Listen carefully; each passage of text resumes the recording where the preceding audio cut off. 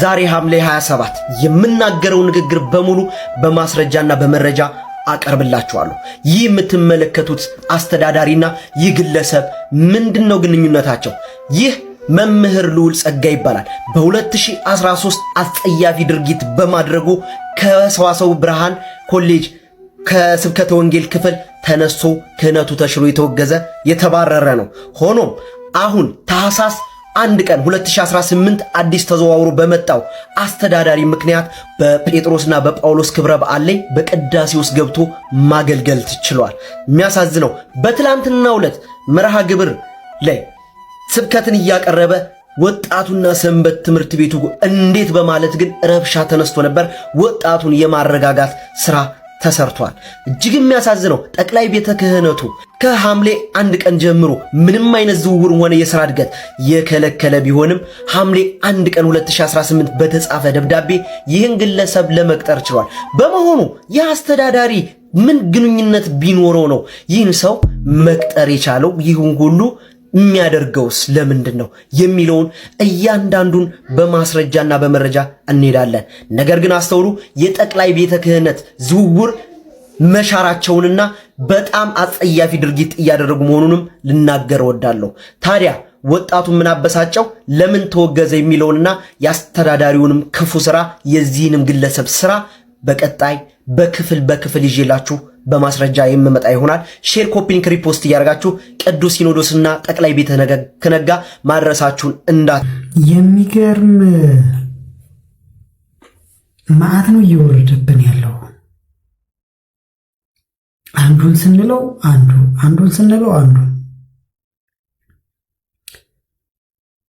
የምዕመናን በአክራሪዎች መገደል ሳይንስ አሁን የባሰው በቤተ ክህነት ውስጥ ያሉት አስተዳዳሪዎች ምዕመናንን ማቆሳቆላቸው፣ ማሰቃየታቸው፣ ማሳሰራቸው፣ እንደገና የተወገዙትን ወደ ቤተ ክርስቲያን መቅጠር እየሆነብን ያለው ከባድ ነው። እረኛ ባላገር ሲጀምር እኔን የሚያስፈራራ የሚያስደነግጠኝ ይመስላል። ደፋር ስሙድኝ እስኪ ራስህን ዲያቆን አቤል ነኝ ብለህ የምትጠራው ሰው አንዱ ምረጥ፣ አትቀላውጥ። ሁለት እግር አለኝ ተብሎ ሁለት ዛፍ አይወጣም። ፓስተር ዮናታን ማለት ታውቃላችሁላችሁ። በማን ነው የሚደገፈው? ታውቃላችሁላችሁ። ዲያቆን ነኝ ይላል። እዚህ ፓስተር ዮናታንን ፕሮግራም ያስታውቃል። አንድ ኦርቶዶክሳዊ ሊገኝበት የማይችለው ቦታ ላይ ተገኝቶ አንድ እግሩን እዛ አንድ እግሩን እዚህ ያደርጋል። ቀን ሲወጣ ከአንተም ጀርባ ያሉት ጀሌዎች ዋጋችሁን ታገኛላችሁ። አንተና ጀሌዎች በቅርቡ ዋጋችሁን ታገኛላችሁ ነው ያልኩት። በኢትዮጵያ ኦርቶዶክስ ተዋሕዶ ቤተክርስቲያን ውስጥ ያሉ አንዳንድ ፖለቲከኞች በሰሜኑ አካባቢ ላይ ይመጣል ብለው የሚጠብቁት አንድ ኃይል አለ። ያ ማለት መንደር ውስጥ የሚርመሰመስ ጽንፈኛ ኃይል ፋኖ ብሎ ራሱን አደራጅቶ የሚንቀሳቀስ የመንደር ያንን ኃይል ይጠብቃሉ እነዚህ ኃይሎችና ያ ሲመጣ እንግዲህ አንተና መሰሎች ዋጋችሁን ታገኛላችሁ ብሎ ነው ሰሞኑንም አፉን ሲከፍት ምናምን የነበረው ማለት። በመጀመሪያ ደረጃ ሰሞኑን በተናገርካት ንግግር ከሚመለከተው አካል ጋር ሂሳብ ታወራርዳላችሁ በቅርቡ ስም እስኪጠራ ብዙ ባትቸኩል ባይ ነኝ። ሁለተኛ ነገር ደግሞ ይቺ ሀገር በአንድ ሃይማኖትና በአንድ ብሔር እንደማትተዳደር ልነግርህ እወዳለሁ። ኢትዮጵያ የብዙ ብሔር ብሔረሰቦች የብዙ ሃይማኖቶች ሀገር ነች። ሁሉም ባለቤት ነው። እኛንን ባለቤት ብለህ ደረትን የምትነፋበት ምንም አይነት ነገር የለም። ባለቤትነት እዛ አገር ሄደ ገጠር እርሻን እረስበት። ሲቀጥል ደግሞ አገረ ስብከት ሊቀ ጳጳስ ምናምን ባልከው ነገር ማለት አገረ ስብከትና ሊቀ ጳጳስ ምሰማ ይመስላል እንደው ዝም ብለህ እንዲህ ስታይኝ አገረ ስብከትና ሊቀ ጳጳስ ቀርቶ ቅዱስ ሲኖዶስም በአገር ጉዳይ አላዳምጥም። እኔ እናንተ ሃይማኖቴ ብለህ ከያዝከው ባህል ከሆነ ሃይማኖት ሀገሬ ትበልጥብኛለች። ምክንያቱም ሀገሬ ስትኖር ነው እኔ ሰላም ወኜ ሃይማኖቴ ምናምን ብዬ የምቀጥለው። ስለዚህ ከምንም በላይ ሀገሬ ይበልጥብኛል እያልኩ ነው። ከዛ በመቀጠል ግን አንድ ነገር ረገጥ አድርጌ የምነግርህ ምን እንደሆነ ታውቃለህ? እንዳንተ አይነት ባላገር አይደለም ካንተ የተሻለ እኔን አያስፈራኝም፣ አያስደነግጠኝም። እንዳንተ አይነት እረኛ ባላገር ሲጀምር እኔን የሚያስፈራራ የሚያስደነግጠኝ ይመስላል። እኔ እዚህ ጋር መናገር የምፈልገው ምንድነው፣ ሁለታችሁም ይህ የግላችሁ ነው። ሁለታችሁም የምትመኩበት ነገር ሊኖር ይችላል። በእግዚአብሔርም ተመኩ፣ በመንግስትም ተመኩ። የሆነ ነገር ሊኖራችሁ ይችላል። ግን ይህን በግላችሁ ተወጡት ነው የምለው። ከምንም ነገር ሳታነቃቁ በግላችሁ ተወጡት። መጀመሪያ የኔ መከታዬ ይሄ ነው ይላል አንደኛው ደግሞ ይሄ ነው ይላል። ይህንን በግላችሁ ይሁን መጀመሪያ እና አካሄዱ ግን በአጠቃላይ ያስጠላል፣ ይደብራል።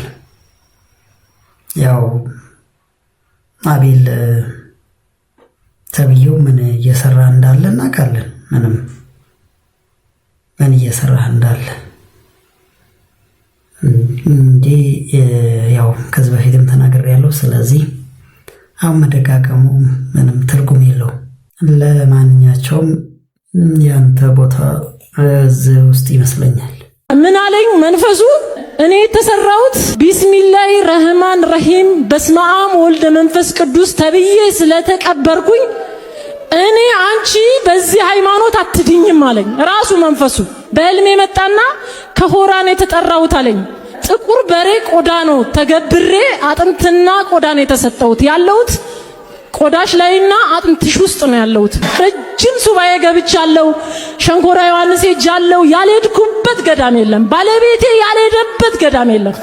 ከዛ ምን አለኝ ራሱ መንፈሱ ሲጠሩኝ ከባህር ሲስቡኝ ስሜን የጠሩት ቢስሚላሂ ረህማን ረሂም በስመ አብ ወልደ መንፈስ ቅዱስ ብለው ውሰድ ተብዬ ነው የተጠራሁት። አንቺ ብዙ አልቅሰሻል፣ ብዙ ተንከራተሻል። ሂጂ ከዚህ ቤት መጀመሪያ የሄድሽበት ቦታ ላይ ሂጂ፣ እኔ እዛ ያኔ እወጣለሁ አለኝ። አንተ ጋር ማለት ነው። ምክንያቱም እምብርቴ ላይ እንዳለ አላቅም፣ እምብርቴና ማዕፀኔ ላይ እንዳለ አላቅም። እንግዲህ እንደሰማችሁት እስላምም ክርስቲያንም የሆነ መንፈስ ነው የተጠራባት እቺ ሴትዮና በጣም የሚያስገርም ታሪክ ነው ስትነግረን የነበረው። ይህ መንፈስ በአብ በወልድ በመንፈስ ቅዱስ ስም ተጠርቶ በጣም ስላዘንላት በጣም ስለተንከራተተች የምትድንበትን ስፍራ ነገራት። በቆዳዋ ላይና በአጥንቷ ውስጥ እንደሚገኝም ነገራት። ከዛ ደግሞ የሆነ ሰዓት ላይ ተሳስቶ በማዕፀኗ ላይና በእንብርቷ ላይም እንዳለ ነግሯት ነበር። በጣም ልብ የሚነካ ታሪክ ነው የነገርሽን። እኔ እንደው እግዚአብሔርን አትፈሪም ልልሽ ብዬ እግዚአብሔርን ብትፈሪ ኖሮ ይህንን ስክሪፕት አትቀበይም ነበር መጀመሪያው። ግን ክፉ መንፈስ ያንቺ ነፍስ እንድትድን እንዴት ቢያስብ ነው አንቺ የምትድኝበት ስፍራ የሚልክሽ? እንዴት አይነት ታሪክ ነው የምትጽፉት? እና ለኦርቶዶክስ ያላችሁን ጥላቻ ለመግለጽ ጸበል ቦታ መሄድ፣ ሱባኤ መያዝ ልክ እንዳልሆነ ስተት እንደሆነ መጥፎ ነገር እንደሆነ ለመናገር ክፉ መንፈስ ወደ ጥሩ ቦታ ይልካል ብላችሁ ታሪክ ጻፋችሁ። በጣም ልቤን ነካኝ እኔ ታሪኩ። ይህንን ቪዲዮ 100 ጊዜ ኮፒ ሊንክ ሼር ብታደርጉት ራሱ ያንሰኛል። ለአንቺ በጣም እፍረት ነው፣ ለዘር ማንዘርሽ እፍረት ነው። ጌታ ሆይ ከመቼ ወዲህ ነው እንዶ ክፉ መንፈስ ትድኛለሽ ተብሎ ተገልጦ መጥቶ መንፈሱ የምትድኝበት ስፍራ የሚልክሽ? እሱ ከመቼ ወዲህ ነው መናፍስት ክፉ መናፍስት እውነት መናገር የጀመሩት? የትኛው መጽሐፍ ላይ ነው ያነበብሽው? ይሄን የጻፈው ሰውዬስ የቱ መጽሐፍ ላይ ነው ያነበብከው? ክፉ መንፈስ እውነት የሚናገረው የቱ ጋር ነው? እፍረት የላችሁም እንዴ? ተው እንጂ። ወደማትድኝበት ስፍራ ይልክሻል እንጂ ወደምትድኝበት ስፍራ መንፈስ ሊልክሽ ይዞሽ ሊሄድ አይችልም። ጌታ ሆይ ምን አይነት ጊዜ ላይ እንደደረስን ራሱ ግራ ገባኝ። እውነት እግዚአብሔር አንቺ እንደው ይራራልሽ፣ ሌላ ምንም እንለው ነገር የለም። እግዚአብሔር ይራራልሽ። እንግዲህ ያው ሁለት አይነት መንፈስ አሁንማ ኦርቶዶክስንም እስልምናውንም ቀላቀለ አንድ ላይ በስመ አብ ብሎ ቢስሚላህ ብሎ ምናምን ጀመረ ነው እንትን ልክ እንደ ዲያቆን አቤል ተብየው እንደ ቅድሙ ልጅ። ስለዚህ በመጀመሪያ ሙሉ ሰው ለመባል አንዱን በቋሚነት ያዝ። መጀመሪያ አንድ ወጣ ሃይማኖት፣ ከዛን ሰው ትባላለህ። እና ዝብረቅርቅ ያለ ቅዠት ውስጥ ካለ ያው ፊዚካሊ በአርአያ ሥላሴ የተፈጠረ ነው፣ ያው ሰው እንለዋለን። ግን ያው ሰው ለማንኛቸውም ያው እኔን ኮምፕሌክስ ነኝ ይላል አጅሬ መዝጋ። ስለ እኔ ከምታጠና ጨረቃ ላይ ወጥተህ ከዋክብቶችን ብታጠና ይቀላል። እኔ በጣም ውስብስብ ሰው ነኝ፣ አትችልም። ከኔ ጋር ያለው ኃይል በጣም ውስብስብ ኃይል እንዲህ ነው። አየህ መሀይም የሆነ ጊዜ እንደዚህ ነጥብ ይጥላል። ይኸውልህ የእሱ ህይወት ውስብስብ ነው። አየህ ስለሱ ማጥናት ከባድ ነው። ከየት እንደሆነ አታውቀውም። የእግዚአብሔር ሐሳብ ያለው ሰው የክርስቶስ ኢየሱስ ሐሳብ ያለው ሰው ምንም ውስብስብ ያለ ነገር የለውም። የተገለጠ እውነት ነው ያለው። እሱ ምንድነው? ወንጌል ነው። ወንጌል ደግሞ ስለማን ነው? ስለ ልጁ ነው። ከሞት በኋላ ስላለ ህይወት፣ ከመቃብር ጀርባ ስላለ ትንሣኤ ብቻ ነው። ግልጥ ያለ ነው በቃ። አየህ ውስብስብ ነኝ ብለህ ዛሬ እውነቱን ነገርከን። እኛም ለዘመናት ስንጮ የነበረው ይሄ ነው። ከጥልቁና ከብርሃኑ ከወንጌልና ከወንጀል ውስጥ የተደበላለቀ ማንነት ነው ያለ። አንተ ጥርት ብለህ ክርስቶስን የምታሳይ አይደለህም። የተወሳሰብክ ነህ። አንተን መጨበጥ አይቻልም። ለምን? ከጥልቁም ከመንፈስም ትመስላለህ። ስለዚህ ውስብስብ ነህ። እዚህ ጋር ወንጌል ትናገራለህ፣ እዚህ ጋር ደግሞ የአገር ድንቁርና ተሸክመ ነው የምትዞረው። አየህ እንዲህ አይነት ሰው መሆነ ራስ ግልጥ አድርገህ ነው የተናገር። የትኛውም ሐዋርያ፣ የትኛውም አባት፣ የትኛውም መንፈሳዊ የወንጌል አገልጋይ በዚህ ደረጃ እኔ ውስብስብ ነኝ ብሎ የተናገረ አንድም ሐዋርያ የለም። እኛ የምናቃቸው የምንከተላቸው ሐዋርያት በሙሉ የተገለጠ ማንነት ነው ያላቸው። የተገለጠውም ስለዳንበት ቤዛ የሚታይ እውነት ነው። እሱም ክርስቶስ ኢየሱስ ነው። እሱ ደግሞ የተገለጠ ብርሃን፣ የተደበቀ የለም። በስጋ የተገለጠ ምንድነውና ነው አንተ ውስብስብ ነኝ ያልከው? ለዚህ ነው እዩ ጩፋ አንተ ወንጌል አትሸትም። አንተ ኩንታል ድንቁርና ተሸክመ የምትዞር ሰው ነህ። የዚህን ያክል በትዕቢት ተነፍተህ ነው የምትኖረው። ምክንያቱም እኔ ካንተ ጋር ነኝ ብሎኛል። that's why ሳልናገር ጸጥ ብዬ ያስፈራሉ። ሳናወራ እናስደነግጥ። እንዲህ በትዕቢት ተነፍቶ ያገለገለ ሐዋርያ የለም። እኛ የምናቃቸው ቅዱሳን እጅግ ትሑታን ናቸው። የምጨበጥ አይደለሁም፣ ማንም አይችለኝም፣ እኔ እንዲህ ነኝ ብሎ ያገለገለ አንድም ሐዋርያ አናገኝም። ከብሉይ ኪዳን ከዘፍጥረት ተነስተን ሐዲስ ኪዳን ራዕየ ዮሐንስ እስክንሄድ ድረስ በዚህ ደረጃ የተመጻደቀ ልቡን ነፍቶ የሚናገር በኩራት የታጀበ በትዕቢት የታጨቀ አንድም ሐዋርያ አናገኝም። ግን አንተ የሰበሰብከው መንጋ ምንም ስለማያውቅ አንተ በጨውከው ልክ ይጮዋል፣ አንተ ባፏጨው ልክ ያፏጫል፣ ያጨበጭባል። ምክንያቱም የገባው እውነት የለም፣ የተገለጠለት ብርሃን የለም። አየህ አንተ እዚህ መድረክ ላይ ቆመ ራስን ነው የምታሳየው፣ ወንጌል አታሳይም። አንተ መድረኩ ላይ ቆመ ኃይለኛ እንደሆንክ ገናና እንደሆንክ አንተን ማንም ሊቋቋም እንደማይቻል እንጂ የምትነግረው ጌታ ኢየሱስን አይደለም የምታሳየው። ያያ ወንድማችን ያለውን የማይረዳ አማርኛ የማይሰማ ቻይናዊ ነው። ከዛ ውጪ ያለው ግልጽ ነው።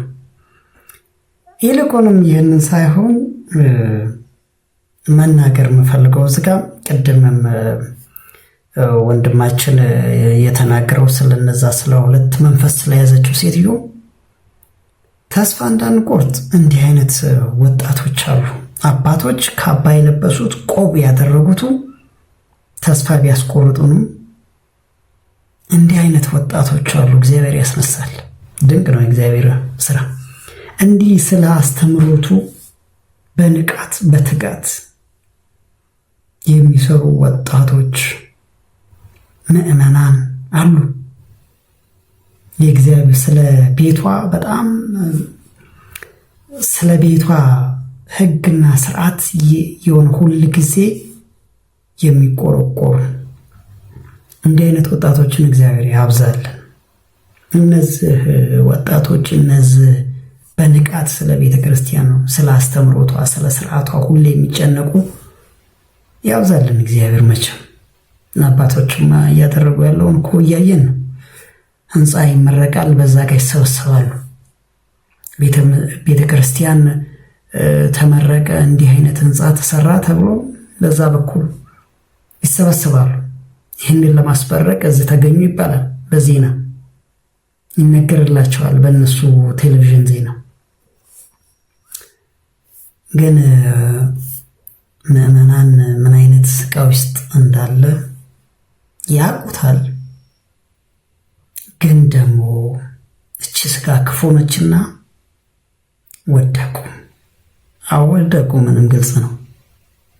ስለ ነፍስ ያለ ስለ ነፍስ ስለ ምዕመናን ያለ